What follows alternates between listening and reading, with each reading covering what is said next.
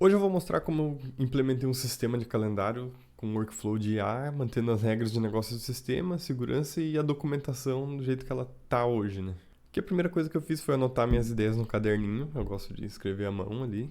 E já era algo que estava pensado um pouco antes, né? Então só foi uma parte do processo adicionar ali as anotações. A segunda parte foi escrever as ideias no Google AI Studio, que é onde eu tenho criado meus últimos protótipos. Independente do sistema de controle de acesso, eu preciso de uma interface que mantenha a identidade visual.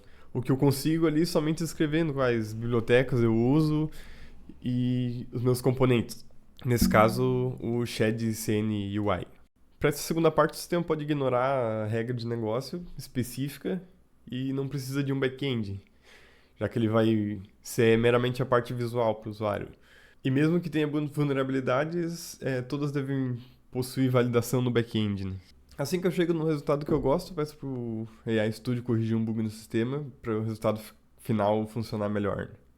Independente. Depois disso, eu simplesmente pego, baixo os arquivos do AI Studio, que geralmente não são muitos componentes, não são separados em vários arquivos, que nesse caso é vantajoso, mas que eu acabei cometendo um erro, né, nessa segunda parte que depois eu conto melhor. Com os arquivos baixados, eu colo eles dentro da pasta chamada Project, que eu crio ali na raiz mesmo, e falo para o Kiro, né, que é a ideia que eu estou usando, para criar uma implementação de calendário com as regras de negócio do sistema, que podem ser lidas no README, que está bem detalhado com as regras do sistema. Aí pedi ali para o Kiro reaproveitar, né, essa parte dos componentes do AI Studio, só componentizando e adicionando componentes de layout base que tem a navegação lateral e toda a lógica de licença do usuário, e integrasse tudo com o back-end que queria criar também. O ponto importante aqui não é que eu estou usando o Kiro por ser a melhor ali, né? Mas simplesmente porque eu já usei ele no planejamento e gostei do resultado, né? Da documentação.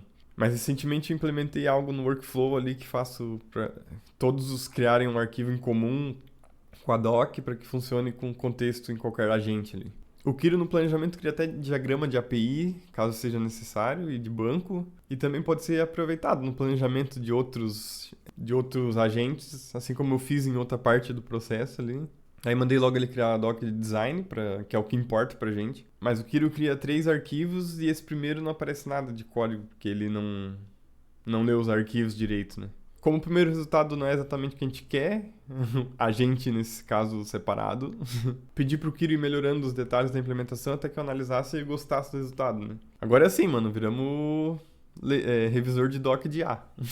Depois mandei criar as tasks, né, que é o último arquivo que ele cria antes de implementar. Aí mandei ele implementar tudo seguindo o planejamento que o Kiro tem ali, né? Então, fez a execução. Aí depois de implementar tudo, fui testar e funcionou de primeira, mas cheio de bug de termo e uns tamanho de campo estranho, mas todas as regras do back-end implementadas, já funcionando boa parte ali do CRUD, né? Só não funcionou parte de compartilhamento ali, mas que depois eu fui ver é um erro bem nada a ver.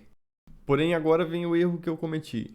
Eu confiei que a IA ia fazer o que eu falei e copiar os arquivos da pasta project, mas não foi o que ela fez. A IA reimplementou tudo do zero com o mesmo design, só que causou um problema ali. No scroll da visão de semana no header não ficou preso o header quando scrollava para baixo. Ficou uma bosta. Que era muito importante ter isso. Então tive que mudar de estratégia. Aí num dia aleatório da semana eu abri o projeto ali, taquei todo o front simplesmente lá, renomeei os arquivos do AI Studio, colei no lugar dos que o Kiro adicionou, já com o componente de layout e corrigindo uns imports. E pronto, ficou igual tava no AI Studio, sem conexão com o back, mas funcionando, né? Todas as regras que eu tinha colocado lá.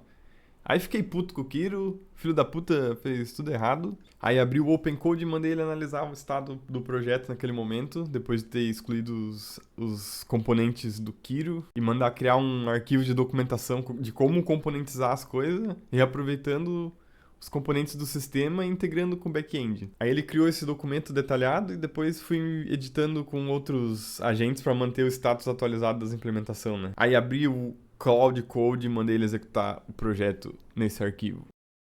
Aí abri o Windsurf e mandei ele executar o projeto nesse arquivo.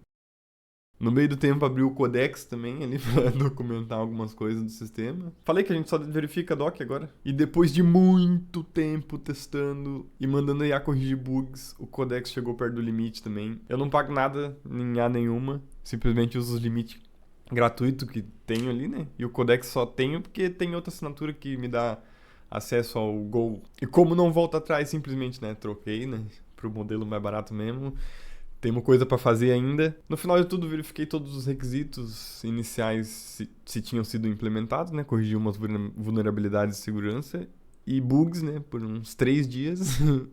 E agora vamos ver como é que ficou esse subsistema do Together. E agora eu vou mostrar aqui como que ficou o Together, né? Ó, tem a visão de mês. Quando eu clico num dia qualquer, eu vou para a visão de dia, desse dia que eu cliquei. Posso também ver a visão de semana, né? Tem todos os dias da semana aqui com as ranges de hora, né? Que se eu clicar, eu posso incluir um registro com esse range. Já posso, na inclusão, compartilhar com o outro usuário que está na mesma licença que eu, né? Que é compartilhada, né? As licenças.